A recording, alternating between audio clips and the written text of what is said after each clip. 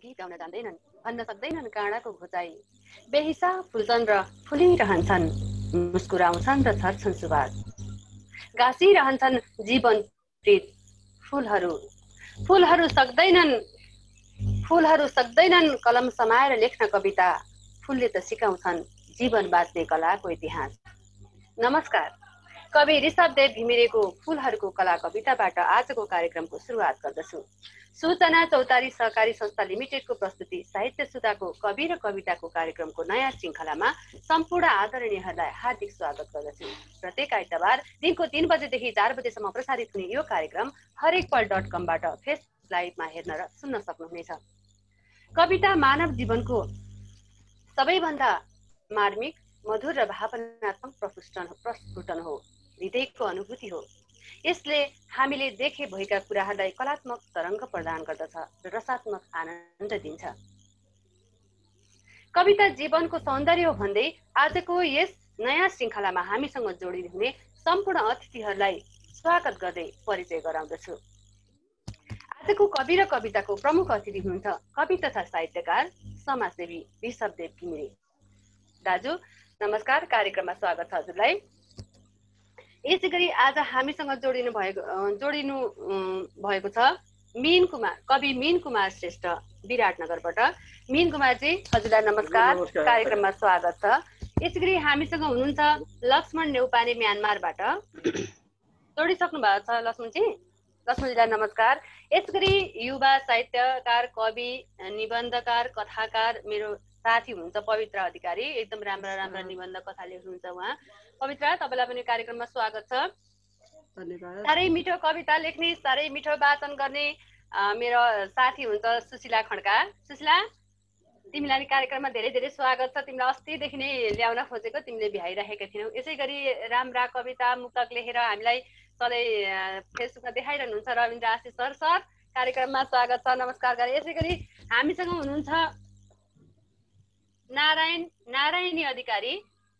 नारायणजी, हजुरलाई कार्यक्रममा स्वागत छ, नमस्कार गरे। यसै गरी हामीसँग हुनुहुन्छ डाक्टर शान्तिमाया गिरी, कवि सुमन वर्षा, दाजु मधु पाठक। यहाँहरू सबैलाई र हामीलाई फेसबुकमा हेरिरहनु हुने सम्पूर्ण श्रोता तथा दर्शकहरूलाई म हार्दिक स्वागत तथा अभिवादन गर्दछु। सबैलाई पुनः एकचोटि स्वागत गर्दै आजको प्रमुख अतिथिको एउटा सानो परिचय दिन गइरहेको छु। कवि ऋषभदेव घिमिरेको जन्म 2026 सालमा गोदावरीमा भएको हो। 40 को दशकबाट लेखन यात्रा सुरु गर्नु भएर रङ्गमञ्च, समाजसेवा, धार्मिक सांस्कृतिक प्रवर्धन हुँदै श्रमजीवीको हक अधिकारको प्रत्याभूति र पेशागत हित र श्रमिकका मुद्दा संस्थागत गर्न लागि पनि राजनैतिक भूमिका समेत निर्वाह गरिरहनुभएका कविको गोदावरी नामक धार्मिक सांस्कृतिक ग्रन्थ प्रकाशित छ भने कविताको कथा कविता सङ्ग्रह हालसाल प्रकाशनमा आएको छ। विभिन्न सङ्घ संस्थामा आबद्ध कवि वर्तमानमा अन्तर्राष्ट्रिय नेपाली साहित्य समाज नेपालका महासचिव हुनुहुन्छ। टेलिफिल्म तथा भिडियो फिल्ममा पटकथा, संवाद, सन्त्रास, नाटक लेखन हुँदै साहित्यका विभिन्न विधामा सक्रिय कवि विभिन्न सम्मान तथा पुरस्कारबाट सम्मानित हुनुहुन्छ। आजका हाम्रा कवि साहित्यकार सामाजिक अभियन्ता ऋषभदेव घिमिरेलाई फेरि पनि कार्यक्रममा स्वागत गर्दछु। दाजु, फेरि पनि कार्यक्रममा स्वागत छ, हजुरलाई नमस्कार। हामीसँग राजेन्द्र दाजु जोडिनु भएको छ। दाजु नमस्कार, हजुरलाई कार्यक्रममा स्वागत छ। आज हामी यो कवि र कविता कार्यक्रममा कवि ऋषभदेव घिमिरेज्यूसँग कुरा गर्नेछौँ, उहाँका कविता सुन्नेछौँ, उहाँकै मुखबाट सुन्नेछौँ र उहाँका कविताहरू अरू स्रष्टाहरूबाट पनि सुन्नेछौँ र आजको यो कार्यक्रमलाई हामी काव्यमय बनाउँदैछौँ। अब म दाजुतिर आउँछु। दाजु, हजुर सधैँभरि हजुर त्यहाँ छेउमा बसेर सिकाइरहने, आज चाहिँ मै क्वेसन गरिरहँदाखेरि पनि मलाई कस्तो अप्ठ्यारो लाग्यो। एक्लै अर्कालाई सिकाउने हो रे, लर्निङ बाइ डुइङका सबै हामी विद्यार्थी हौ। ठिक छ। अब यो अप्रत्याशित हामीले भइरहेको कोरोनामय समय छ नि, यसलाई हजुरले कसरी अनुभूत गरिराख्नु भएको छ? आफ्नो अनुभूति सुनाइदिनुहोस् न। यो सबैका अनुभूतिहरू होलान्, फरक छैन। हामी यो कोरोना कहरमा 2-3 पटकको लकडाउन भोग्यौँ। विश्व नै एउटा भयमय छ अनि विभिन्न कुराहरू सुनिन्छन्। त्यो सुनाइले एक खालको मनोविज्ञानमा असर पार्दो रहेछ र हामी सर्जकहरूले लाग्छ, मैले पनि त्यही अनुभूत गरेँ, अरूले पनि त्यही गरिरहनु भएको होला। मेरो विचारमा सर्जकहरूले आफूलाई सृजनात्मक बनाउने र नकारात्मक कुराहरूलाई छोडेर सकारात्मक कुराहरूको आख्यानका अध्ययनहरू भए, अरू हामी त अब पूर्वीय दर्शनका अनुयायीहरू भयौँ, यो आफ्नै माटोको, यो भूमिको र हाम्रो चाहिँ आमाको भान्सा घरको आफ्नै महत्त्व छ। यी कारणले हामीलाई चाहिँ भुलायो होला पक्कै पनि जस्तो लाग्छ। म पनि त्यो भुलिने मध्येको एउटा भएँ। यो बिचमा पक्कै पनि हो, हामीलाई भयले सतायो, यो हुन्छ अरे त्यो हुन्छ अरे भन्ने क्रममा, र साँच्चै धेरैले सृजनात्मक हुन सकिन्छ। अब आफ्ना कृतिहरू, आफ्ना अधुरा कामहरू, योजनाहरू घरभित्रै बनाउन सकिन्छ भनेर भन्नुहुन्थ्यो साथीभाइहरूले। त्यो चाहिँ सकिँदो रहेनछ, अलिकति अप्ठ्यारै महसुस। अनि कतैको समाचार सुन्यो दुख्ने, मृत्युका खबरले सबै मानवीय संवेदनाहरूलाई छुन्छ नै, त्यो मलाई पनि भयो। अनि यस्तै विविध चाहिँ आरोहहरूका बिचमा नै बितिरहे यो कोरोनाको समय, र पनि सकारात्मक चिन्तन र सोच हामी अलिकति सिर्जना गर्नेहरूका लागि त्यसले चाहिँ एउटा बल प्रदान गर्दो रहेछ। त्यस्तै पेरिफेरीमा रहेर समय व्यतीत भयो। धेरै धेरै धन्यवाद हजुरलाई। हामी सबैले गर्ने एउटा साझा अनुभूति चाहिँ त्रास नै भयो। त्यस त्रासको बिचमा पनि हामीले आशावादी भएर जीवनलाई, समयलाई अगाडि बढाउनुपर्छ, सकारात्मक हुनुपर्छ। यहाँलाई धेरै धेरै धन्यवाद। अब म कवितातिर लाग्छु। कवि ऋषभदेव घिमिरे दाजुको कविता सुनाइदिनु हुनको लागि म मीन कुमार नवोदितलाई अनुरोध गर्छु। मीन कुमारजी। सबैलाई नमस्कार। मेरो यहाँहरू सबै यो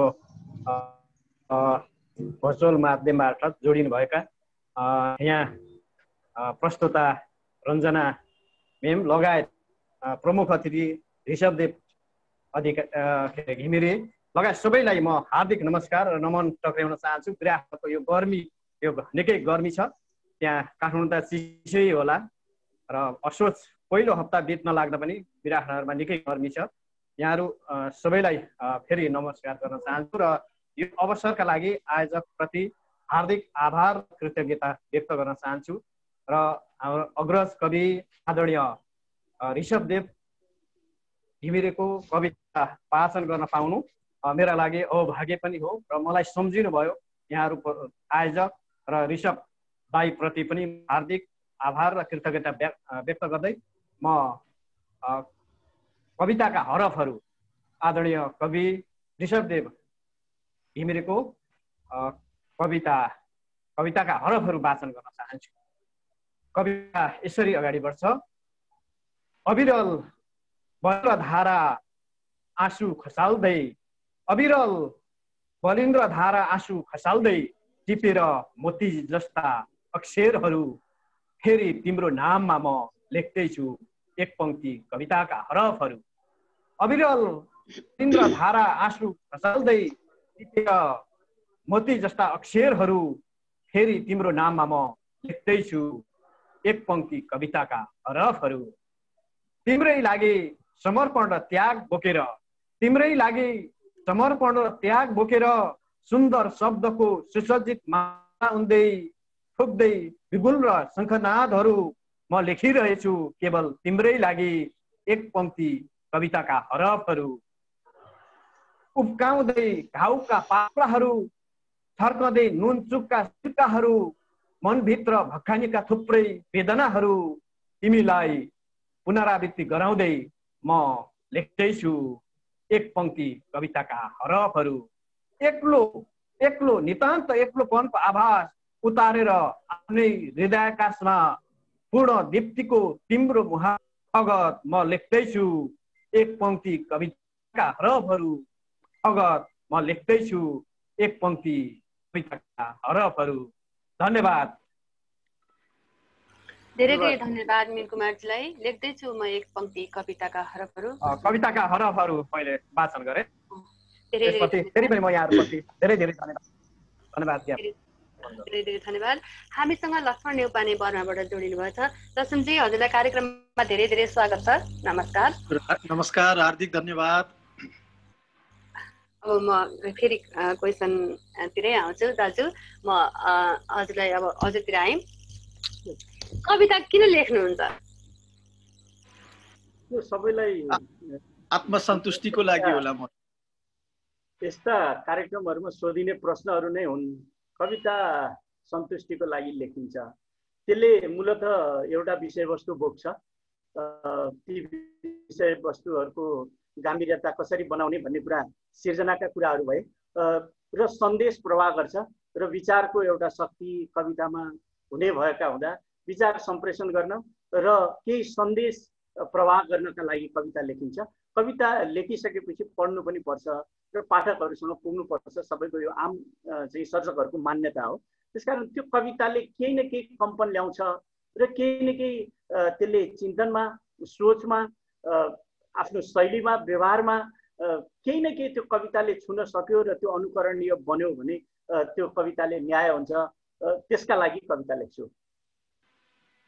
धेरै धेरै धन्यवाद। अहिले शान्त सुखायो भनेर आफ्नो लागि मात्रै कविता लेख्नु हुँदैन भन्ने हामीलाई पनि लाग्छ, किनभने हामी समाजमा एउटा समाजको एउटा सदस्य भइसकेपछि समाजमा देशकाल परिस्थितिमा घटेका घटनाहरूलाई कविले औँल्याउने, देखाउने, प्रेरणा दिने काम गर्छ। कवि एउटा खबरदारी पनि गर्ने हो भन्ने मलाई पनि लाग्छ। हजुरलाई धेरै धेरै धन्यवाद। अब हजुरलाई मन परेको कविता हजुरकै मुखबाट सुनौँ एउटा।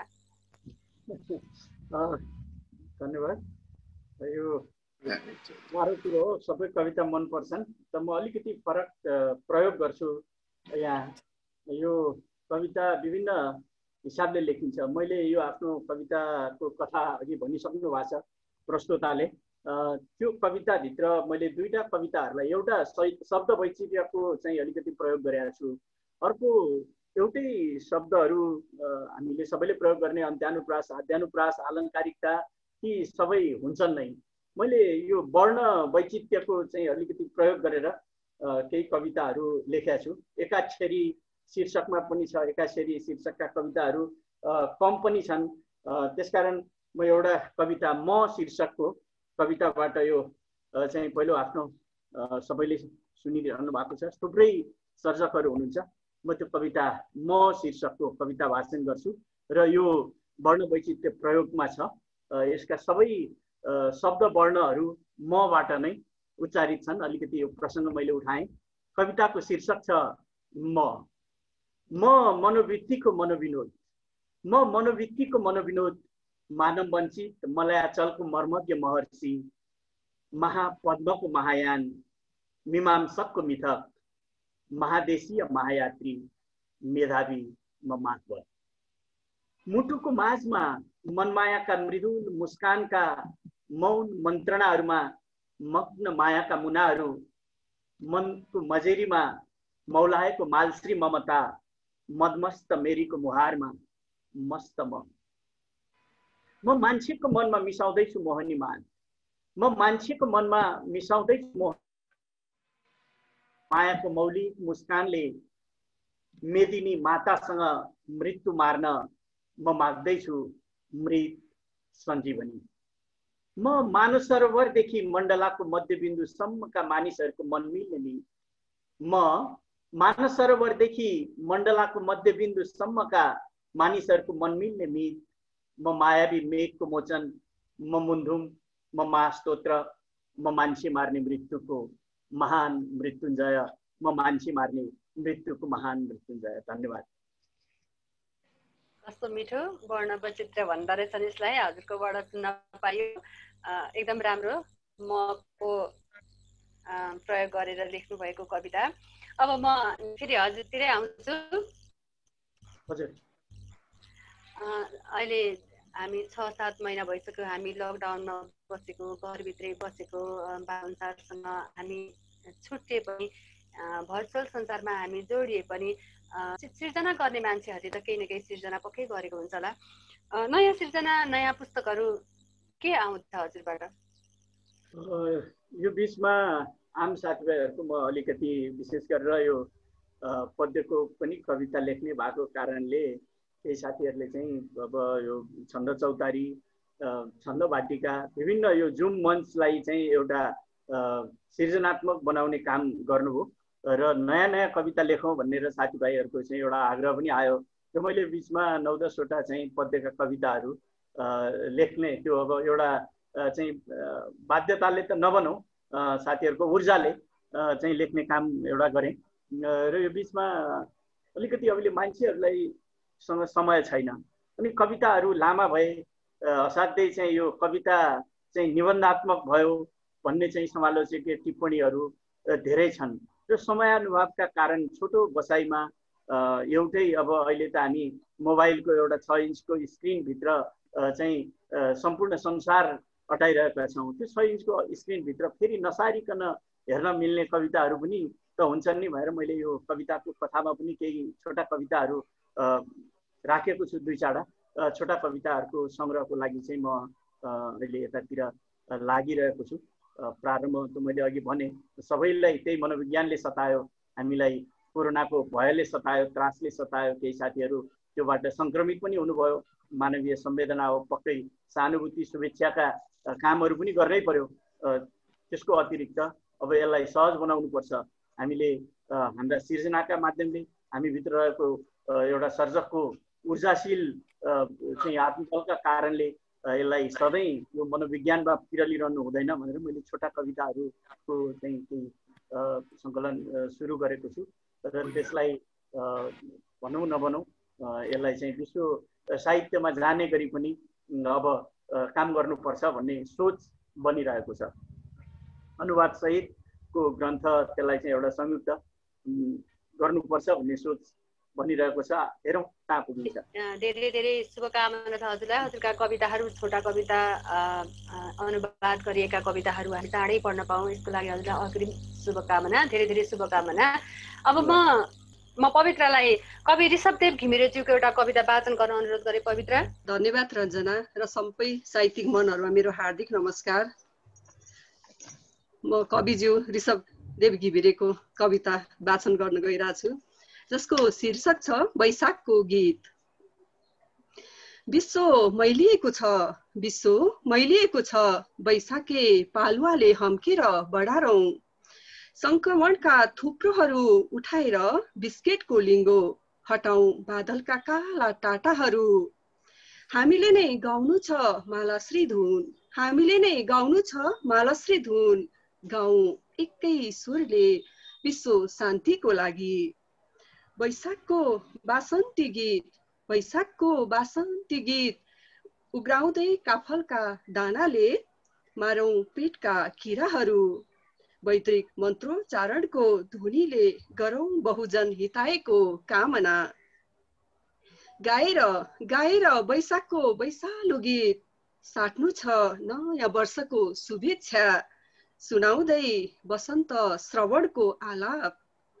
फुलाउनु छ ओठमा सुनाखरी, सजाएर सजाएर आँखामा सहलेसको फुल। पिएर अक्षय तृतीयाको शरबत, भगाउनु छ कोभिडको खस खस। हाम्रा दर्शनमै छन् जीवन जिउने कलाहरू, हाम्रा दर्शनमै छन् जीवन जिउने कलाहरू। वैशाखमै छ विक्रमी र शाक्य सम्वतको महत्त्व। नवयुगको रचनाको लागि सजाउनु छ नयाँ वर्षको सतत आशीर्वाद। सत्य सधैँ जिउँदो छ, सधैँ सधैँको लागि ताप्नु छ वैशाखको न्यानो घाम, सधैँ सधैँको लागि ताप्नु छ वैशाखको न्यानो घाम। हस्, धन्यवाद। धेरै धेरै धन्यवाद पवित्रा, यति मिठो स्वरमा वाचन गरेर। वैशाखको बासन्ती गीत, सधैँ सधैँ ताप्नु छ वैशाखको न्यानो घाम। धेरै धेरै धन्यवाद। म फेरि कवितिरै फर्किन्छु। केही क्वेसन एन्सर गर्दै कविता सुन्दै आजको कार्यक्रमलाई हामीले कवितामय बनाइरहेका छौँ। हजुर त अब अहिले समसामयिक कवितामा 40 को दशकदेखि यहाँसम्म आइरहनु भएको मान्छे, अब लेख्ने कृतिहरूले कस्ता कुरा दिन सक्नुपर्छ जस्तो लाग्छ हजुरलाई? यो कुराकानी भन्दा पनि दुईजना सर्जकहरूबाट मिठा कविता सुन्यो, आफ्नो कविताहरूबाट सुन्दा बडा आनन्द आउँदो रहेछ। अमिन कुमार नवोदित सर, पवित्रा अधिकारी बहिनी, होइन? धन्यवाद। अब हामी निरन्तर साहित्य साधनामा छौँ, जुटिरहेका छौँ। विशेष गरेर हाम्रो आदर्श भनेकै हाम्रो चाहिँ यो मौलिकता भनेकै पूर्वीय दर्शनहरू हुन् र हाम्रा संस्कृतिहरू यति धेरै छन्, हाम्रा संस्कार लोपोन्मुख भएका कतिपय हाम्रा राम्रा गुड प्र्याक्टिसेसहरूका कुराहरू यसलाई अब एउटा लिपिबद्ध गरेर कवितामा आउनुपर्छ। थुप्रै मिथकहरू यति अहिले विश्व साहित्यमा जान सक्ने खालका मिथकहरू हामीसँग छन्। अहिले भूत भन्यो भने त्यो त हुन्छ र भन्ने छ, तर यस्ता प्रसङ्गहरू छन् जो शाश्वत सत्य भएर अहिले पनि त्यो निरन्तर रूपमा आइरहेको छ हैन। यी मिथकलाई लिएर हामी चाहिँ सिर्जना गर्न सक्छौँ। विश्व साहित्यले अहिले अर्थात् विश्वका पाठकहरूले कस्तो रचना चाहेका छन् भनेर अध्ययन त गरिरहेका छौँ, तर त्यो पस्किन सकिरहेको अवस्था छैन। हाम्रा सांस्कृतिक पक्षहरू, हाम्रा धरोहरहरू, हाम्रा पुर्खाले गरेका थुप्रै उत्कृष्ट कार्यहरू छन्, तिनलाई लिपिबद्ध गरेर कवितामा ल्याउन सक्यो, साहित्यमा ल्याउन सक्यो, आख्यानमा ल्याउन सक्यो भने पक्कै पनि राम्रो हुन्छ होला। हामी मूलत श्रुति परम्पराबाट आइरहेका चाहिँ हौँ सबै यो पूर्वीय सभ्यता हैन। त्यसपछि क्रमशः विकसित हुँदै अलिकति लेख्य परम्परामा आयो र हामी चाहिँ अरू अग्रजका विभिन्न चिन्हहरू पछ्याइरहेका छौँ। अब सिर्जना गर्नेहरूले आविष्कारका सिर्जनाहरू गर्नु पर्यो। हामीसँग हुँदै नभएको सुनेका मात्रै कुराहरूलाई चाहिँ त्यो सुनेरै छोडिदिने होइन, त्यसलाई चाहिँ एउटा लिपिबद्ध गरेर सृजनात्मक हिसाबले र त्यसमा अझ फ्याक्ट एन्ड फिगरहरू पनि छन् है। यो चाहिँ मिथक, यो झुट मात्र होइन, मिथ मात्रै होइन, यो चाहिँ यसमा शाश्वत चिन्तनहरू पनि छ, यसभित्र दर्शनका कुराहरू पनि छन्, यसभित्र व्यवहारका कुराहरू पनि छन् र एउटा आदिम सभ्यतालाई प्रतिनिधित्व पनि गर्न सक्छ यसले। र त्यो प्रतिनिधि कविता अर्थात् त्यो प्रतिनिधि कथा आख्यान जेसुकै भनौँ, फिक्सन नन फिक्सनका कुराहरू छन्, अझ फिक्सन नन फिक्सनमा धेरै कुराहरू हामी त्यसमा रिफ्लेक्ट गर्न सक्छौँ। त्यतातिर गइयो भने हाम्रो नेपाली साहित्य समृद्ध त यसै छँदैछ, अझ हाम्रा सांस्कृतिक पक्षका कुराहरू, हामीले भोगेका भोगाइका कुराहरू, हजुरबाहरूबाट सुनेका कुराहरू राम्रोसँग लिपिबद्ध छैनन्। ती कुराहरूलाई अहिले एउटा चाहिँ चमत्कारिक हिसाबले, आविष्कारको हिसाबले र विश्व साहित्यमा चाहिँ यो नवीन खुराक हुन सक्छ भन्ने कुराले लिएर हामी सिर्जना गर्नतिर लाग्न सक्यौँ भने पक्कै पनि राम्रो हुन्छ जस्तो लाग्छ। धेरै धेरै धन्यवाद हजुरलाई। अब हामीले लेख्ने कृतिहरूले चाहिँ हाम्रा संस्कृतिहरूलाई, हाम्रा श्रुति परम्पराबाट आइरहेका ज्ञान गुणका कुराहरूलाई प्रतीक बनाउनु पर्यो, बिम्ब बनाउनु पर्यो। त्यो कुरा दिन सक्यो भने विश्व साहित्यमा हाम्रा साहित्यहरू अगाडि बढ्छन्, नयाँ खालका हुन्छन् भन्ने कुरा यहाँले बताइदिनु भयो। यहाँलाई धेरै धेरै धन्यवाद। अब हजुरलाई मन परेको हजुरकै कविता हजुरबाट सुन्ने एउटा सुनाउन अनुरोध गरेँ। हजुर, मैले अघि पनि भने अलिकति प्रयोगमै छु भनेर आजभोलि शब्दको खडेरी लागिरहेको छ। बच्चाहरूलाई चाहिँ हामी सनासो भन्यो भने के हो भनेर थाहा छैन कतिपयलाई होइन। यो शब्दको खडेरीमा मैले एउटा कविता शब्द सञ्जीवनी, यो चाहिँ हामी कहिलेकाहीँ विद्यालयहरूमा चाहिँ सृजनशील लेखनको चाहिँ कक्षाहरू पनि लिन्छौँ। त्यो बेलामा अलिकति शब्दहरू प्रयोग गरिएको एउटा राम्रो प्रसङ्ग छ। हामी सबैले भन्ने भविष्यका कर्णधार भन्छौँ नि होइन। एकजना 8 क्लासको विद्यार्थीले कर्णधार भनेको के हो भनेर सोध्नु हो। अब आफैलाई पनि यसको शाब्दिक अर्थ थाहा थिएन। कर्णधार अनि त्यो बहाना हो के हो भनिसकेपछि होइन, चित्त बुझेन त्यो विद्यार्थीको।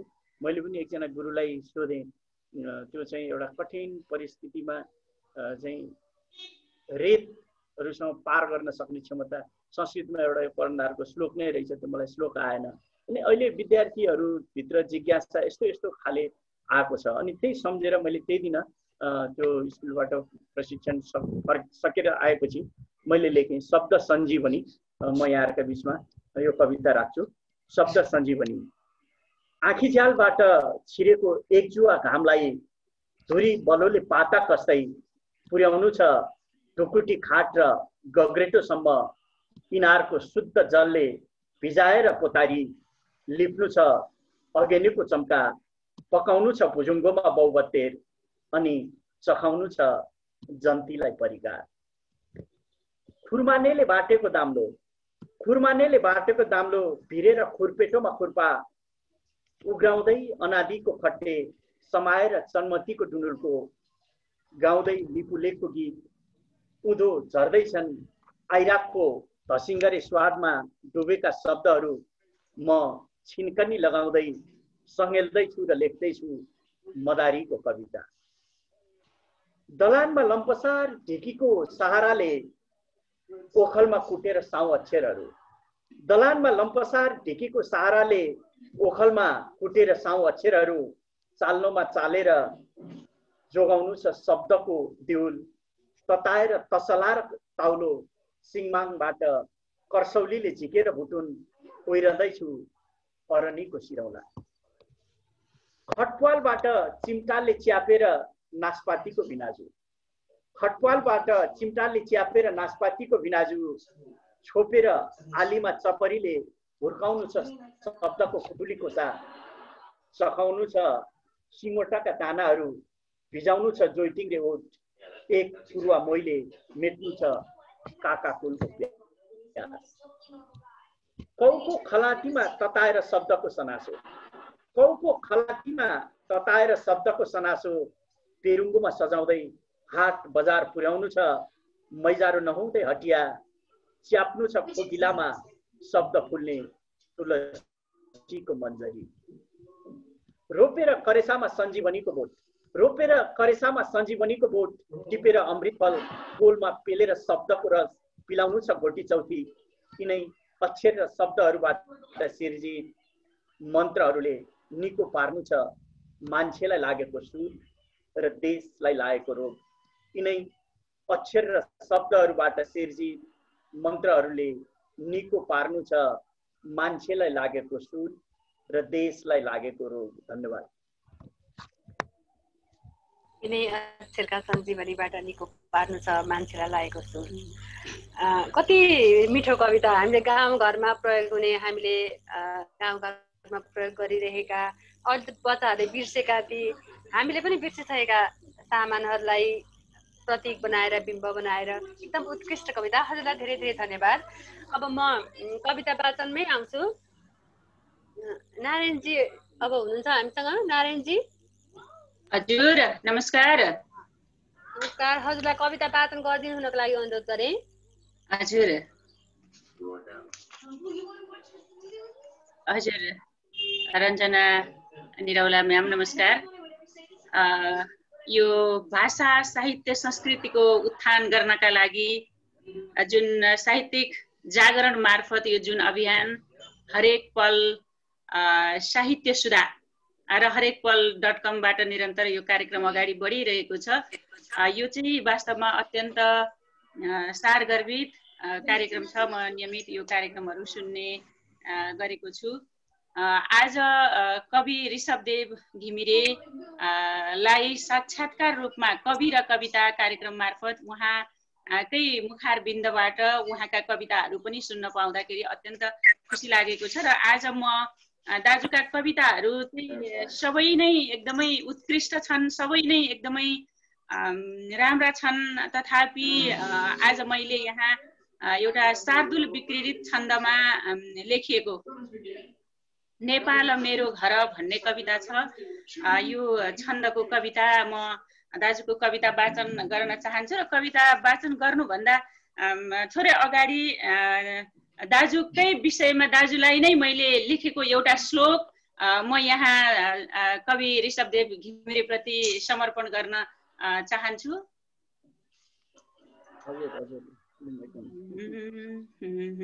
छन् सन्देशहरू भुलि नसकिने व्याख्या गरौँ के कति।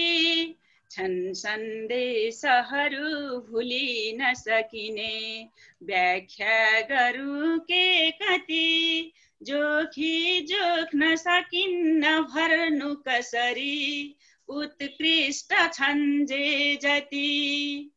खोल्दै भाव विचार मनको लेख्ने तिमी हौ कवि। तारा तुल्य सदैव उज्जवल रहोस् साहित्यमा यो छवि। तारा तुल्य सदैव उज्जवल रहोस् साहित्यमा यो छवि। यति नै एउटा श्लोक दाजुका प्रति मैले समर्पण गर्दै अब भने दाजुको कविता नेपाल मेरो घर यो कविता वाचन गर्न चाहन्छु। मेरो जन्मभूमि छ रम्य रचना, लाखौं कला शोभित, सारा मानिस रम्दछन् प्रिय भनी, हुन्छन् तिनै मोहित।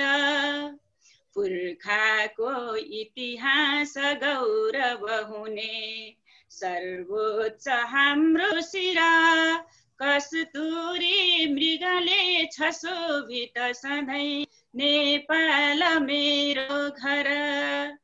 कस्तुरी मृगले छ शोभित सधैँ, नेपाल मेरो घर।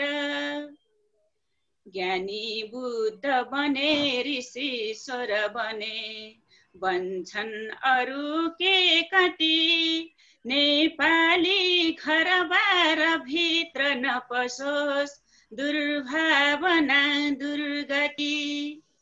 टाटा बादल देशभित्र नपसोस्, निर्माणका खातिर, हरदम शान्त पवित्र निर्मल बनोस्, नेपाल मेरो घर।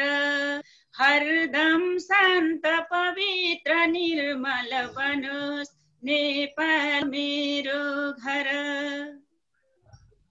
यो हो उर्वर चेतना समयको, खन्ने कुलो पौरखी, फैलाइकन दिव्य सिर्जन दिने, गर्ने हो चकचकी।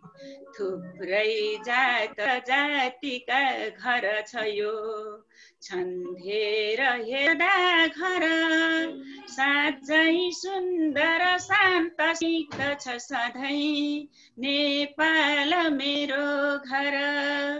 साँच्चै सुन्दर शान्त स्निग्ध छ सधैँ, नेपाल मेरो घर।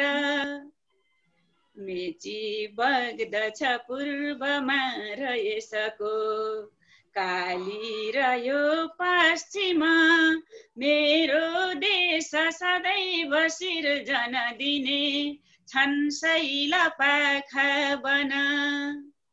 थुप्रै वीर बने समर्पित सधैँ, यही देशका खातिर, अर्को जन्म भए होस् तर होस्, नेपाल मेरो घर। अर्को जन्म भए होस् तर होस्, नेपाल मेरो घर। नेपाल मेरो घर। धन्यवाद। धेरै धेरै धन्यवाद। यस्तो मिठो वाचन गरिदिनु भयो। नेपाल मेरो घर, हरदम शान्त पवित्र निर्मल बनोस्, नेपाल मेरो घर। यति मिठो वाचन गरिदिनु, कवितामय छन्दमय बनाइदिनु भएकोमा हजुरलाई धेरै धेरै धन्यवाद। अब म दाजुतिर नै आउँछु। दाजु त साहित्यकार हुँदै, सामाजिक अभियन्ता हुँदै, राजनीतिसम्म लागेर हिँड्नु भएको मान्छे, लिडरसिप गरेर हिँड्नु भएको मान्छे, श्रमिकका हक अधिकारहरूको पक्षमा लडिरहनु भएको मान्छे। यहाँ राजनीति र साहित्य एकदम विपरीत ध्रुव हुन् कि अथवा यिनीहरूको बिचमा अन्तर सम्बन्ध छ जस्तो लाग्छ मलाई। यो कुरा चाहिँ म आफैले पनि नबुझेको भएर हजुरसँग सोधेको। यो साहित्य र राजनीति, जस्तै साहित्यकार त अब कोमल हुनुपर्छ, एउटा कुनामा बसेर लेख्छ, अनि लिडरसिप गर्ने मान्छे त अलि एग्रेसिभ हुनु पर्यो, अरू लिडरसिप गरेर हिँड्नु पर्यो, समस्या देखाउनु पर्यो होइन, त्यसको लागि लड्नु पर्यो। यो साहित्य र राजनीतिमा अन्तर सम्बन्ध छ कि छैन होला? हजुरले आफूले गरेको अनुभूतिको आधारमा केही भनिदिनुहोस् न। एकदमै अनुनासिक सम्बन्ध छ। साहित्य समाजको एउटा दर्पण हो र त्यो दर्पणलाई यो सर्लङ्ग छ है भनेर देखाइदिने काम साहित्यकारहरूले एउटा दर्पण तयार गर्छन्। त्यसमा विचार शक्ति साहित्य सिर्जनाहरूबाटै आउँछ र अहिलेको अलिकति बढेरी भनेको जो राजनीतिक नेतृत्व गरिरहेका छन्, जहाँ पुगेका छन्, तिनले हाम्रा चाहिँ दर्शनका कुराहरू भए, हाम्रा विभिन्न यति राम्रा उक्तिहरू छन्, नीतिहरू छन्, त्यसको अध्ययनको अभावमा पनि कता कति राजनीतिक चलन छ र हामी राजनीतिक कर्मीहरूलाई कहिलेकाहीँ मेरो दुईटै भूमिका भए पनि यो साहित्यकारको आँखाले धारै हात लगाउनु पर्ने अवस्था छ। यो असाध्यै अनन्याश्रित छ। यसको ज्वलन्त उदाहरण हाम्रा जननिर्वाचित पहिलो मुलुकका प्रधानमन्त्री जननायक बिपी कोइराला जसका ज्वलन्त उदाहरणहरू हुन्। उनले यति साहित्य सिर्जना गरे, साहित्य पनि त्यत्तिकै उत्कृष्ट थियो र उहाँले लिएको प्रजातान्त्रिक समाजवाद को चाहिँ नीति पनि उत्कृष्ट थियो। अहिले अभाव साहित्य अध्ययन गरिँदैन, साहित्यकारहरू भनेको यी काम लाग्ने वर्ग होइन भनेर शासकले भन्छ। त्यसकारण चाहिँ यो कताकति साहित्य र राजनीतिको सम्बन्ध छैन भन्ने गरिन्छ। महाभारत हामीले हेऱ्यौँ भने त्यो सम्पूर्ण राजनीतिक एउटा चिन्तन चेत र त्यसले दिने महत्त्वपूर्ण पाठको एउटा महत्त्वपूर्ण दस्तावेज हो। त्यसकारण साहित्य राजनीतिबाट पृथक। भन्दा मलाई लाग्छ लक्ष्मण हाम्रो नेउपाने बर्माबाट प्रतिनिधित्व गर्नुभएको थियो। यहाँ चाहिँ एउटा हिमवत खण्ड साहित्य सम्मेलन, बृहत सम्मेलन भएको थियो। त्यहाँ हाम्रा प्रधानमन्त्री, वर्तमान प्रधानमन्त्री, म पनि कविता लेख्छु, उहाँको हली भन्ने एउटा कविता छ, तर अहिले हलीलाई सम्झिनुहुन्छ कि सम्झिनुहुन्न उहाँ शासकहरूले थाहा छैन। कविता त लेख्नुभयो। अनि त्यसपछि त्यो चन्द्रगिरीमा चाहिँ कार्यक्रम थियो, उहाँले एउटा कविता म पनि लेख्छु भन्नुभयो। मरेर पनि सपना देख्न पाइयोस् भन्ने अन्तिम लाइन मात्र थाहा छ। त्यसमा समृद्धिका कुराहरू छन् भने राजनीतिक कर्मीहरूले साहित्यलाई, साहित्यले दिएका चेतलाई, त्यहाँ रहेका महत्त्वपूर्ण विचारलाई ग्रहण गर्न सकियो भने त्यो नीति बन्छ र नीतिलाई नै टेकेर राजनीति हुने हो। उत्कृष्ट नीतिहरूको चाहिँ महत्त्वपूर्ण नीति राजनीति भएको हुँदा साहित्य राजनीतिबाट पृथक छँदै छैन। साहित्यकारहरूका लागि विचारहरू राजनीतिक कर्मीहरूले बुझ्दिए भने साँच्चै नै समृद्धिको सपना बोक्नेहरूले पनि केही गर्न सक्छन् होला। बिपीका धेरै किताबहरू मात्रै पढेर त्यो अनुसारले मात्रै अगाडि बढ्दै पनि धेरै हुन्थ्यो। त्यसकारण साहित्य राजनीतिसँग पृथक छैन। धेरै धेरै धेरै धेरै धन्यवाद हजुरलाई। मलाई पनि त्यस्तै लाग्छ, राजनीतिले नछोको त कहाँ हुन्छ होला र गाउँ गाउँ दुर्गम दुर्गम। अब साहित्य पनि जसको मान्छेकै मनबाट निस्किने कुरा त मान्छेले नै देखेका कुरा हुन्। यी दुईटा मलाई पनि अभिन्न हुन्छ जस्तो लाग्छ, साहित्य र राजनीति। तर हामीले देख्दाखेरि चाहिँ साहित्य छुट्टै र राजनीति छुट्टै विषय हो भन्ने हामीलाई लाग्छ। तर मानवले नै दुईटै कुरामा समाहित हुनुपर्ने भएको र साहित्य र राजनीति अभिन्न छन् भन्ने कुरा मलाई पनि त्यस्तै लागेको छ। हजुरलाई धेरै धेरै धन्यवाद। अब म लक्ष्मणजीतिर आउँछु। लक्ष्मणजी नमस्कारम। साहित्य नमस्कार। हजुरलाई पनि साहित्यिक अभिवादन नमस्कार छ। अब कवि ऋषभदेव घिमिरे दाजुको एउटा कविता वाचन गरिदिनु हुनको लागि अनुरोध गर्छु म हजुरलाई। हजुर धन्यवाद। मैले चाहिँ ऋषभदेव घिमिरेज्यूको कविताहरू मध्येबाट एउटा तनखा भन्ने कवितालाई आज वाचन गर्नको लागि यहाँ रोजिरहेको छु। यो कविता रोज्नुको मुख्य कारण चाहिँ तनखा भनेको नै अब हाम्रो यो बर्मासँग सम्बन्धित भएको कविता हुँदाखेरि म पनि बर्मामै जन्मिया हुर्केँ। आज 4 पुस्तादेखि हामी बर्मामै जन्मिएर हुर्किएको हो। नेपाललाई त मैले मेरो 40 वर्षको उमेरमा बल्ल देखेको हो, टेकेको हो। तर पनि आज बर्माबाट भए पनि यस कार्यक्रममा यसरी भाग लिन पाउनु म एकदम गौरव मानिरहेको छु। र यो कविता वाचन गर्नुभन्दा अगाडि कविताभित्र परेका 2टा शब्द चाहिँ नेपाली पाठकलाई अथवा नेपाली अहिलेको दर्शकलाई पनि एउटा नौलो हुन सक्छ र त्यो शब्दको अलिकति म यहाँ विश्लेषण अलिकति स्पष्टीकरण गर्न चाहन्छु, जसबाट कविता अझ मार्मिक हुनेछ भन्ने मेरो विश्वास। त्यसकारण पनि हो। कविताको शीर्षक तनखा भन्ने चाहिँ, तनखा भन्ने एउटा चन्दन जस्तो एउटा रुखको हो भनौँ न, चन्दनै हो। तर यो अलि बेग्लै छ चन्दन भन्दा। बर्मामा यसलाई चाहिँ एउटा मेकअपको रूपमा हामीले प्रयोग गर्छौँ। हामी बचपन हुँदाखेरि चाहिँ यहाँ केटाले पनि केटीहरूले पनि स्कुल जाँदाखेरि यो तनखा नलाई गयो भने हाम्रो टिचरहरूले चाहिँ गाली गर्नुहुन्थ्यो, त्यस्तो चिज हो। र उमेर ठुलो हुँदै गएपछि चाहिँ यो तनखा चाहिँ अब केटाहरूको लागि नभएर प्राय केटीहरूले धेरै लाउने, चन्दन लाए जस्तो गालाभरि नाकमा यसरी तनखा लाउने हुन्छ। हाम्रो यहाँ बर्माका बर्मिस फिल्महरूमा पनि अहिलेसम्म तनखा छ। बर्मा यो तनखा चाहिँ एउटा जडीबुटी हो भन्ने पनि मानिन्छ। जस्तो अनुहारमा अब हाम्रा दिदी बहिनी भाउजूहरूका अब जस्तो पोतो हुन्छ अथवा डन्डीफोर अथवा केही यो स्किनको लागि केही समस्या छ भने यो तनखा लगायो भने चाहिँ स्किन केयर हुन्छ भन्ने पनि छ। यो तनखा बर्मामा कहिलेदेखि लाउन सुरु भयो भन्ने यो विषय चाहिँ यो तथ्याङ्क चाहिँ यो राजा महाराजाहरूकै पालादेखि आजभन्दा झन्डै 400 वर्ष 500 वर्ष अगाडिदेखि नै तनखा लाउने गरेको भन्ने हामी यो इतिहासले भन्छ। र पहिला त तनखा भन्ने चाहिँ यो एकदम राज परिवारले मात्रै लाउन पाउने आम जनताको लागि थिएन।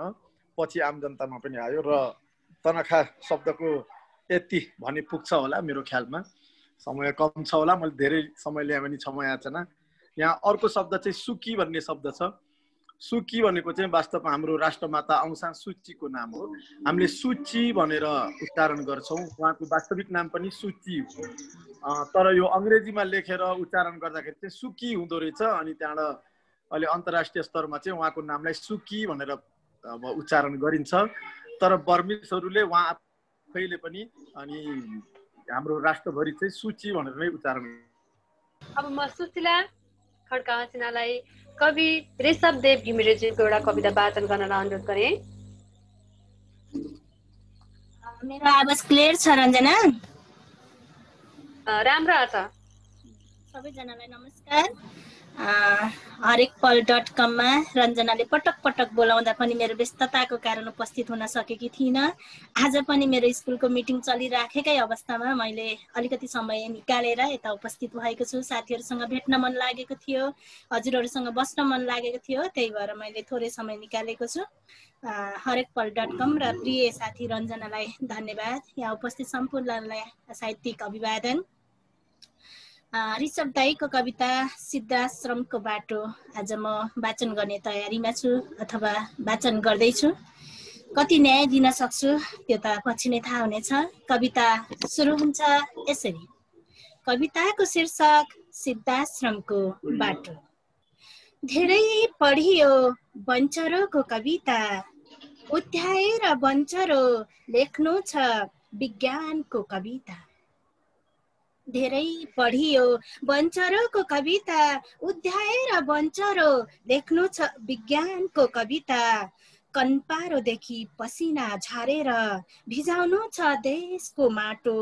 फुकालेर हँसियाको दाँत काट्नु छ धानका गाँछहरू। फुलाउनु छ तोरीको फुल, पेलेर भाङ निकाल्नु छ तेल र पिना। देखाउनु छ आमालाई स्वर्गको बगैँचा, देखाउनु छ आमालाई स्वर्गको बगैँचा। चुट्नु छ धुस्टु चुटे झैँ, चुट्नु छ धुस्नु चुटे झैँ। माखो नमार्ने संसदे साई दुवाको करङ। ओखलमा कुट्नु छ बेसारे बोलीहरू। बाबियोको डोरीले पाता कसेर लडाउनु छ देशको अपराधी। बनाउनु छ बेहिसाब ज्यान मार्ने जिम्मा लिएका बहुलाहरू। थुन्ने सुधारिएको कारागार। बनाउनु छ बेहिसाब ज्यान मार्ने जिम्मा लिएका बहुलाहरू। थुन्ने सुधारिएको कारागार। थुनेर चेपेर मादी, थुनेर चेपेर मादी। बनाउनु छ पाप मोचनको तीर्थ। थापेर गोरखनाथको अमर आशीर्वाद। गर्नु छ एकताको एकीकरण। वाल्मीकि आश्रमको पुनर्निर्माण गरेर बनाउनु छ ज्यानमारा र मुलुकमारालाई पढाउने नमुनाको विश्वविद्यालय। बनाउनु छ ज्यानमारा र मुलुकमारालाई पढाउने नमुनाको विश्वविद्यालय।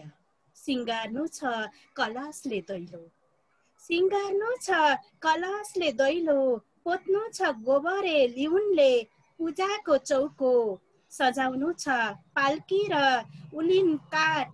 वृद्धाश्रमबाट निस्केर 84को रथ। आमा बुबा र छोरा छोरी सबैले एउटै संकल्प बोकेर गाउनु छ एकताको गीत। लागेर एकै लहरको ताती हिँड्नु छ सिद्धाश्रमको बाटो। लागेर एकै लहरको ताती हिँड्नु छ सिद्धाश्रमको बाटो। धन्यवाद। धेरै धेरै धन्यवाद सुशीला, यस्तो मिठो गरेर कविता वाचन गरिदिएकोमा धेरै धेरै धेरै धन्यवाद तिमीलाई। एउटै सङ्कल्प बोकेर गाउनु छ एकताको गीत, लागेर एकै लहरको ताती हिँड्नु छ सिद्धाश्रमको बाटो। कति मिठो कुरा छ यहाँ, हामी एकताका कति भावनाहरू छन् यसमा। कविलाई धेरै धेरै धन्यवाद, वाचकलाई पनि धेरै धेरै धन्यवाद। अब म दाजुतिर आउँछु। नेपाली साहित्यलाई त अब अहिले त विश्व साहित्यको कुरा भइरहेछन्, अनुवादका कुराहरू भइरहेछन्। हामीले आफ्नो साहित्य प्रवर्धन गर्नको लागि विश्व साहित्यमा नेपाली साहित्यलाई पुर्याउनु पर्छ भन्ने अहिले एक खालको जागरणै जस्तो आएको छ। विश्व साहित्यलाई, नेपाली साहित्यलाई विश्व साहित्यसम्म पुर्याउन कतिको आवश्यकता छ जस्तो लाग्छ हजुरलाई? असाध्यै महत्त्वपूर्ण छ, तर त्योभन्दा पहिलो आवश्यकता अन्तर्देशीय साहित्यहरूको आदान प्रदान पहिलो आवश्यकता छ। हामीलाई अहिले यो बोलिरहेका भाषा कतिपयहरूले बाहुनको भाषा भन्छन्, तर ती गाली गर्दाखेरि पनि त्यही बाहुन भाषा गाली गर्छन् भने हामीले तामाङका कविताहरू, लिम्बूका कविताहरू, विभिन्न चाहिँ राजवंशी भाषाका कविताहरूलाई राष्ट्रिय भाषाको मूल प्रभावीकरणमा ल्याउन सकिरहेका छैनौँ। यो क्रम केही सङ्घ संस्थाहरूले गरिरहेको अवस्था हो। प्रज्ञा प्रतिष्ठान, अन्य केही चाहिँ साहित्यिक सङ्घ संस्थाहरूले यो धर्म निभाउने मात्र काम गरिरहेको छ। र जो आफ्नो मातृभाषी छ, मैथिलीमा केही उत्कृष्ट साहित्यहरू छन्, यस्ता यस्ता चाहिँ अघि मैले मिथकका कुराहरू गरेँ, संस्कृतिको कुराहरू गरेँ, त्यही मिथकलाई, त्यही संस्कृतिलाई मातृभाषामा लेखेर राष्ट्रिय भाषाको अर्थात् हाम्रो नेपाली भाषाको मूल प्रभावीकरण पहिला ल्याउनु जरुरी छ। विश्व साहित्यमा जानुपर्छ, त्यसमा दुई मत नै छैन। भने हामीसँग यति समृद्ध छौँ भाषाका हिसाबले, संस्कृतिका हिसाबले, र यो भूगोल राजनीति सीमा हो भने मूल चाहिँ यो भूगोलको अस्तित्व भनेको भाषाहरू हुन् होइन। नेपाली भाषा मात्र नभइकन अन्य भाषाहरू पनि हाम्रा भूगोलभित्रको अस्तित्वहरू हो। त्यसकारण त्यसलाई मूल प्रभावीकरणमा ल्याउने र राष्ट्रिय भाषासँग एकाकार गराउने काम पहिलो गर्नु जरुरी छ। सबैले मातृभाषामा लेख्ने सर्जकहरूका लागि पनि हो यो, र हामीले पनि त्यतातिरका मिथकलाई, संस्कृतिलाई, महत्त्वपूर्ण विषयवस्तुहरूलाई, महत्त्वपूर्ण सन्देशहरू लुकेका हुन्छन्। यो कोरोनाको बिचमा मैले भर्खर शुभारम्भ थियो चाहिँ हाम्रो प्रज्ञा प्रतिष्ठानका उपपति डाक्टर जगमान गुरुङसँग एकछिन बसेको थिएँ। के होला भन्दाखेरि हाम्रो चाहिँ अहिले निषेधाज्ञा भयो भन्नुभन्दा पहिला यो खोल्चो नतर है भनेर कटुवाल डाँक्ने चलन थियो, ढ्याङ्ग्रो ठोकेर होइन, अर्थात् दमा बजाएर अर्थात् झ्याली पिटेर। भने त्यहाँ चाहिँ केही संस्कृतिहरूमा हिब्रुङ नाच्ने, झ्याब्रुङका कुराहरू छन्। त्यो चाहिँ आफैमा सजग बन है, सचेत बन है, तिमीहरू योदेखि त्यहाँ जानुहुन्न, त्यहाँ महामारी आयो, अर्थात् त्यहाँ यो चाहिँ विपत्तिहरू छन्, अर्थात् यो छ भनेर हामीले चाहिँ त्यति बेलादेखि नै एउटा स्थापित मान्यताहरू राख्दै आएका थियौँ। ती अझै पनि केही ठाउँमा छन्। लामाहरूका उत्कृष्ट कुराहरू छन्, मुन्दुमभित्र यति महत्त्वपूर्ण कुराहरू छन् भने यसलाई मूल प्रभावीकरणमा ल्याउने र यिनै कुराहरूलाई चाहिँ हामीले अनुवादका माध्यमले विश्व साहित्यमा जाने गर्नुपर्छ। र केही साहित्यकारहरूको भनाइ चाहिँ विश्व साहित्य भन्ने बित्तिकै त्यो अङ्ग्रेजी गरे पुग्छ अरे भन्ने छ। होइन, हामीले नजिकैको छिमेकी मुलुक हिन्दीमा कति अनुवाद गरेर दिन सकेका छौँ हाम्रा कुराहरू।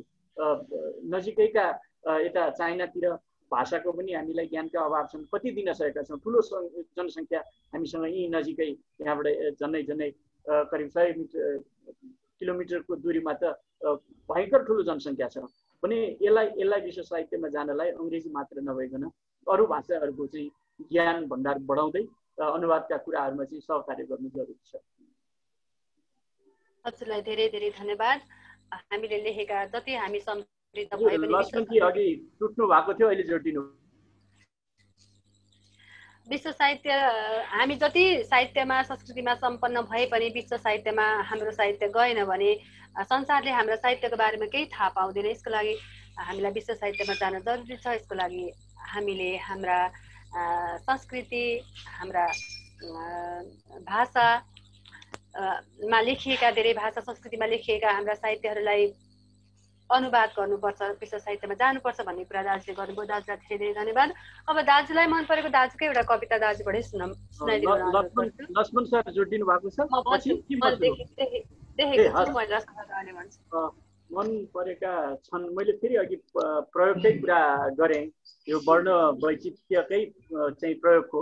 म फेरि एकाक्षरी एउटा कविता ऊ शीर्षकको अघि म सिनाएँ। अब ऊ यो कसैलाई ऊ चाहिँ व्यक्तिगत होइन, यो आम ऊ हो। कविताको शीर्षक छ ऊ। यसमा पनि त्यसै गरेर सबै वर्णहरू ऊबाट नै उठान्छन्।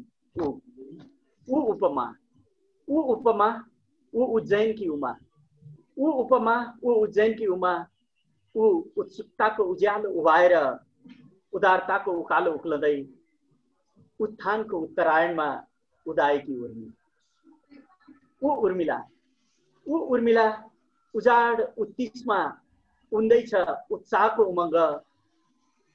उभो उधौलीको, उधो उभौलीको, उभो माथि उधो तल, उभो उधौलीको, उधो उभौलीको उन्नत उत्सवमा उच्चाकांक्षाको उनिल काठ उचालेर उदयदेखि उषासम्म उखुम उज्यालियो उसको उर्वर उत्तरदायित्व।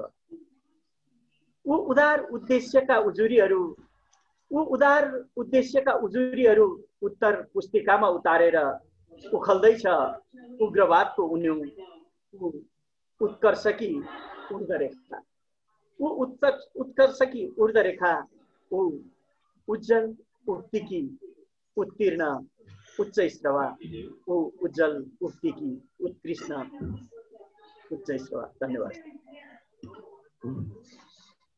धेरै धेरै धन्यवाद हजुरलाई। यो वर्ण वैचित्र प्रयोग गरिएको कविता सुन्दा चाहिँ एक खालको छुट्टै आनन्द आउने रहेछ। लेख्न सकिन्छ जस्तो पनि लागेन मलाई चाहिँ। ऊ उपमा उज्जैनकी उमा, ऊ उत्सुकताको उज्यालो उभाएर उदारताको उकालो उक्लदै उत्थानको उत्तरायणमा उदाएकी उर्मी। यस्तै कविताहरू हामी सुन्न पाऊँ, पढ्न पाऊँ हजुरबाट भन्ने म आशा गर्दछु। अब म कार्यक्रमको अन्तिमतिर आइसकेको छु। हजुरलाई फेरि एउटा प्रश्न सोध्छु। हामी अनुज भएको नाताले, हजुरहरू हामीभन्दा अलिक अग्रज भएको नाताले, अब हामीहरूले चाहिँ हामी अनुजहरूले लेख्ने कविताहरू चाहिँ साहित्य चाहिँ कस्तो हुनुपर्छ होला जस्तो लाग्छ हजुरलाई? यो साहित्यमा अब उनीहरूले अग्रज अनुज छुट्याइएका होला, तर साहित्यको कसीले, पाठकको कसीमा कोही अग्रज कोही अनुज हुन्छ जस्तो लाग्दैन। यो पुस्तान्तरण उमेरका हिसाबले होला। कोही साना बालबालिकाहरूले चाहिँ बालगीत मात्रै रचना गर्यो भने पनि त्यो भित्र यति धेरै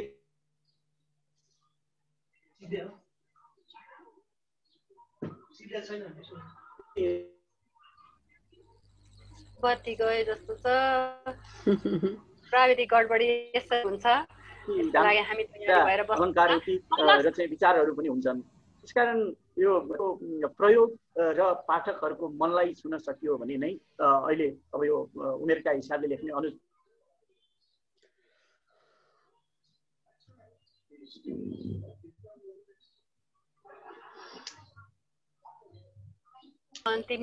अन्तिम प्रश्नको उत्तर सुन्न सकिएन।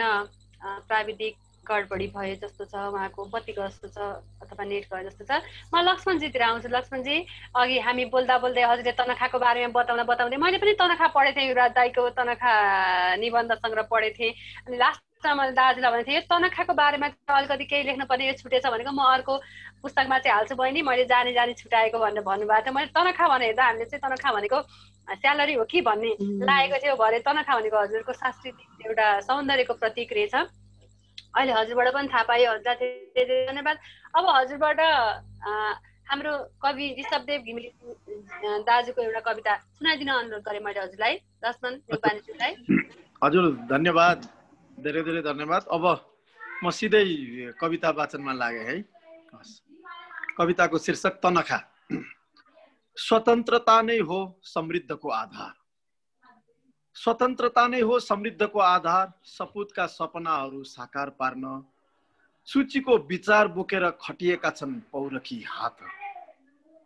बौद्ध बिहारका सुनौला गजुरहरूले बौद्ध विहारका सुनौला गजुरहरूले फिजाइरहेका छन् त्रिपिटकको ज्ञान।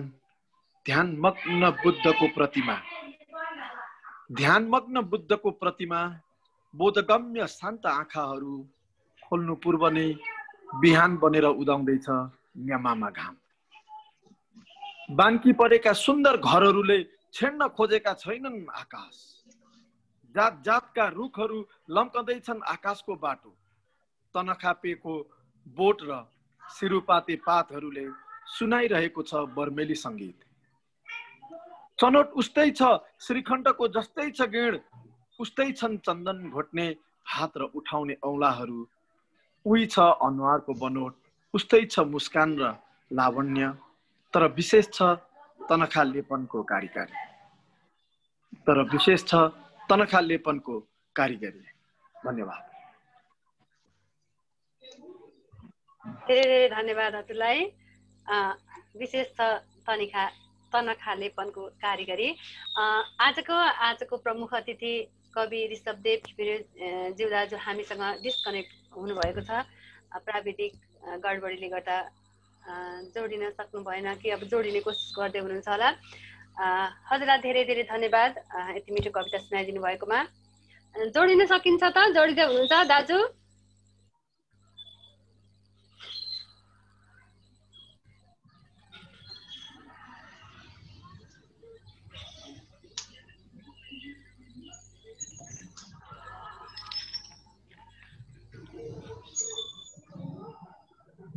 हामीले बिट मार्न, उहाँलाई बिदा गर्न, उहाँका मनमा लागेका दुई चारवटा कुराहरू सुन्नको लागि अन्तिम समयमा आएपछि हामीलाई प्राविधिकले धोका दिएको छ। उहाँका अन्तिम कुराहरू आजको कार्यक्रममा बोल्ने अन्तिम कुराहरू हामीले सुन्न सकेनौँ। आजको यो कार्यक्रमलाई सफल बनाइदिन हुनको लागि हामीसँग जोडिनु हुने सम्पूर्ण आदरणीय साथी साहित्यकार साथीहरू, लक्ष्मणजी उहाँ घरमाबाट आउनुभएको छ, पवित्रा काठमाडौँबाट हुनुहुन्छ, सुमन, मेन कुमारजी हुनुहुन्छ विराटनगरबाट, राजेन्द्र दाजु हुनुहुन्छ विराटनगरबाट, विनयजी हुनुहुन्छ, मधु दाजु हुनुहुन्छ, नारायणीजी हुनुहुन्छ। हामीसँग जोडिएर आजको कार्यक्रम सफल बनाउन ल दाजु आउनुभएछ। अब यस्तै हो, प्रविधिले हामीलाई धोका दियो अलिकति। अन्त्यमा अलिकति हजुरले अन्तिममा हजुरलाई लागेको कुराहरू अलिकति राखिदिनु हुन अनुरोध गरेँ मैले दाजु। हाम्रो समय सिद्धिछ, तर एउटा कविता हजुरलाई मन परेको हजुरकै सुनाम अनि कार्यक्रम सफल। हजुर लक्ष्मण सरले पढ्नुभयो कि मैले सुन्न पाइनँ? त्यो चाहिँ भरे रेकर्डमा आउँछ, राम्रो रिपोर्ट दिनुभएको छ उहाँले। मैले मन परेको कविता फेरि भन्नुभएको छ। भन्नुपर्ने खासै कुराहरू छैनन्। महत्त्वपूर्ण कविहरूले मेरा कविताहरू वाचन गर्नुभयो। मिन कुमार नवोदित, पवित्रा अधिकारी बहिनी, नारायणी बहिनी, त्यसै गरी लक्ष्मण सर, सुशीला बहिनी। साँच्चै यो आफ्ना कविताहरू अरूले वाचन गरेको सुन्दा असाध्यै आनन्द आउँदो रहेछ। यो सत्र चाहिँ कविको कविता कविले नै सुन्ने चाहिँ काम गर्न सकियो भने साँच्चै मजा आउँथ्यो जस्तो लाग्छ। अब यो क्रम पनि हामी कुनै बेला गरौँला। मैले मन परेको कविता भन्दा पनि एउटा प्रसङ्ग उठान गरेँ। अघि लक्ष्मण सरले भन्नुभयो तनखाका कुरा। हामी बर्मा गएका थियौँ र चाहिँ तनखा चाहिँ एउटा नियात्रा युवराज नयाँ गरेको आइ पनि सकेको छ। मेरो चाहिँ यो वा तनखा पढ्नुभयो उहाँले अघि, यो साँच्चै धन्यवाद। त्यहाँ जाँदा हामीले धेरै कुराहरू देख्यौँ र एउटा सिङ्गो नेपाल देख्यौँ। नेपालमा भन्दा बढी चाहिँ सुसंस्कृत भएको संस्कृतिहरू देख्यौँ। यो जहाँ गए पनि मेरो अन्तिममा भनाइ नै यही हो, हामी अहिले विश्व साम्राज्यमा नेपाली साहित्य, नेपाली जाति एउटा जाति नबनेर महाजातिको रूपमा फैलिसकेको अवस्था छ। जहाँ रहे पनि नेपाली माटोको सुगन्ध, यो जिनको चाहिँ धर्म निर्वाह गर्न लागौँ। नेपाली साहित्य जहाँ सिर्जना गरे पनि त्यो डायस्पोरिक साहित्य हामीले जे भने पनि त्यो नेपाली साहित्य भण्डारका लागि महत्त्वपूर्ण कुराहरू हुन्। मैले एउटा आफ्नो प्रचार आफै गरे जस्तो हुन्छ भने पनि लौ गरिहालेँ। यो चाहिँ बर्मा गएको बेलामा केही कविताहरू, नियात्रा कविता, एक दुईवटा कविताहरू छन्। कसैको आइफल टावरका कविताहरू छ, कसैको न्युयोर्कको चाहिँ स्ट्याच्यु अफ लिबर्टी भन्ने कविताहरू छन्। मैले चाहिँ सिङ्गो कविता सङ्ग्रह मनमनमा म्यानमा अघि के गर्दै हुनुहुन्छ भन्दाखेरि म त्यही गर्दैछु पनि भन्नलाई पनि हो। यो त्यो मनमनमा म्यानमा चाहिँ यात्राभरि भोगेका भोगाइहरू को चाहिँ कवितामा उतारेर त्यो सङ्ग्रह एउटा आउँदैछ। त्यही सङ्ग्रहबाट रमादेवीको कथा, रमादेवी एउटा 94 वर्षको आमा हुनुहुन्थ्यो। अस्ति 95 वर्षको चाहिँ उहाँको जन्म मनाउँदाखेरि पनि यो चाहिँ मेरा कविताहरू त्यहाँ विभिन्न वालमा देख्न पाइएको थियो, आनन्द आएको थियो। उहाँले चाहिँ दोस्रो विश्वयुद्ध देख्नुभयो, हवाईजहाजका पखेटाहरू झरेका कुराहरू देख्नुभयो। त्यहाँ चाहिँ जन्ती गएर खड्डा भनेको खाल्डोमा चाहिँ बङ्कर जस्तोमा लुकेर बसेको मामा घरको जन्ती नफर्किएको, यी कुराहरू देख्नुभयो। उहाँले सुनाइरहनु भयो। मैले चाहिँ केही रिपोर्टहरू गर्दै गएँ, पछि त्यसलाई सम्झँदै कविता बनाएँ। त्यो मनमनमा म्यानमाभित्र छ यो कविता, रमादेवीको कथा। म त्यही कविता यहाँहरूका बिचमा सुनाउँछु। रमादेवीको कथा। उमेरले उकालो उक्लेर डाँडामाथिको घाम जुन सँगै पुगिसकेको हुन्छ मान्छे, रमादेवीको अनुहार तेजिलो छ, तेजिलो छ रमादेवीको अनुहार, चम्किलो र लालीमय छ। निधारमा देखेका कुलेसाका रङहरू समाएर हातले कोदालो खोरिया खोस्रने जाँगर छ। अदम्य साहस छ, स्मृतिमा अनेकन सुनेका देखेका र भोगेका असंख्य कथाहरू छन्। कथाहरू सुनाउन लालायित छन् रमादेवीका स्मरणहरू। विचित्रको देखियो, यो उहाँकै भनाइ हो, विचित्रको देखियो युद्धमा हवाईजहाज खस्यो, कुनै पखेटा ऐरावतीमा, कुनै भाग बारीमा। युद्धको प्रत्यक्षदर्शी कतिपय घटना परिघटनाको आफै पात्र विभत्स संहारका दृश्यहरू रमादेवीको आँखाको डबलीमा नाचेका देखिन्छन्। म हेर्ने र पढ्ने कोसिस गर्दैछु इतिहास रूपी रमादेवीका नयनका पानाहरू। छोरा मान्छे देखि नै हुन्न थियो, यो उहाँले सुनाउनु भयो। छोरा मान्छे देखि नै हुन्न थियो, कोहीलाई जापानी सेनाले कोहीले टिपेर लान्थ्यो। थुप्रै विदेशी सेना तपाएका थिए। छोरा भतिजा र मावली खालले सरल नै थियो। छोरी मान्छेको लागि खड्डामा कैयौं रात बिते, हिसाबै छैन। रमादेवीले सुनाउँदै गरेका हृदय विदारक संवादले लाग्छ कलमको लेख्य चिसिएको छ, ओसिएको छ कापीको पाना, पग्लिएर ओह्रालो झर्न खोज्दैछ भित्री मनको मसी। आवश्यकता भन्दा स्तब्ध छ मेरो उर्वर कवित्व।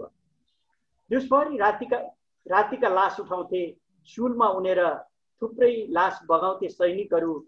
सुनाइरहनु भयो हजुरआमा युद्धका विभत्स घटनाहरू। लाबरबारी चाहिँ त्यो ठाउँ थियो उहाँको जन्मेको माइती। लाबरबारीका अनेकन घटनाहरू, सुरुङभित्रै विवाह भएका सम्झनाहरू, कान्छो मामाको जन्ती गएको प्रसङ्ग, दुलै लिएर जन्ती नफर्केका घटनाहरू, बर्माको तात्कालिक युद्ध घटनाकी प्रत्यक्षदर्शी रमादेवी सम्झँदै भन्नुहुन्थ्यो सुखद दुःखद दुवै कथाहरू। कहिले जापानी सेनाका विरुद्ध, कहिले अमेरिकी सेनाका विरुद्ध, कहिले जापानी सेनाका विरुद्ध, कहिले अमेरिकी सेनाका विरुद्ध, कहिले आफ्नै मितहरूसँग लडेर नै गुमाए थुप्रै कसमहरू। ब्रह्मदेशले थुप्रै शास्ति झेल्यो। पुरानो बर्माको नाउँ चाहिँ ब्रह्मदेश हो। ब्रह्मदेशले थुप्रै शास्ति झेल्यो। सुनले सिँगारिनु पर्ने देश, मडी माडिक्यले चम्किनु पर्ने घरका छानाहरू ढिलै भए पनि फेरेर शान्तिको सास यति बेला रमाइरहेका छन् रमादेवी र उनका सन्तानहरू। लाबरबारी हुँदा त केटाकेटी नै थिएँ म, लाबरबारी हुँदा त केटाकेटी नै थिएँ म। माइतीको याद हो अझै आउँछ टोलाउँदै आँखा। लाबरबारीतिरै पुर्याइ चाहिँ गर्थिन्, कान छाम्दै ढुङ्गी अनि नाक छाम्दै बुलाकी, लगाएको कुरा सुनाउँथिन्। मुक्त कण्ठले हाँस्थिन्, तत्क्षणै सुगाउँथिन्। सायद नुन बारेको यादले होला, गाई गोठ जलेको दृश्यले होला, रमादेवी मौन हुन्थिन् र भन्थिन् अब कसैले पनि युद्धको पीडा खेप्न नपरोस्, विश्वले नै देख्न नपरोस् युद्धका अलक्षिणी आँखाहरू, विश्वले नै देख्न नपरोस् युद्धका अलक्षिणी आँखाहरू। धन्यवाद। धेरै धेरै धन्यवाद हजुरलाई। कविता शब्द र भावको संयोजन मात्रै होइन, कविता त इतिहास हो, कथा हो, घटना हो भन्ने कुरा आज रमादेवीको कविता सुनेर हामी बुझ्दैछौँ, जान्दैछौँ। हजुरलाई धेरै धेरै धन्यवाद। हजुरको मनमनमा म्यानमार कविता सङ्ग्रह चाँडै पढ्न पाइयोस्, यसको लागि फेरि अग्रिम शुभकामना। आजको कार्यक्रमको समय सकिएको छ। आजको यस कार्यक्रममा हामीसँग जोडिएर हामीलाई कार्यक्रम सफल बनाउन सहयोग गर्नुहुने सम्पूर्ण आदरणीय साथीहरू, कविहरू सम्पूर्णलाई हार्दिक धन्यवाद भन्छु। प्रविधिमा सहयोग गर्ने प्राविधिक साथी प्रकाश थापाज्यूलाई पनि धेरै धेरै धन्यवाद भन्दै आजको कवि र कविता कार्यक्रम समाप्त भएको घोषणा गर्दछु। सबैलाई नमस्कार। हजुर धन्यवाद सबैलाई सुनिदिनु भयो। मेरो पनि सबैलाई नमस्कार। धन्यवाद।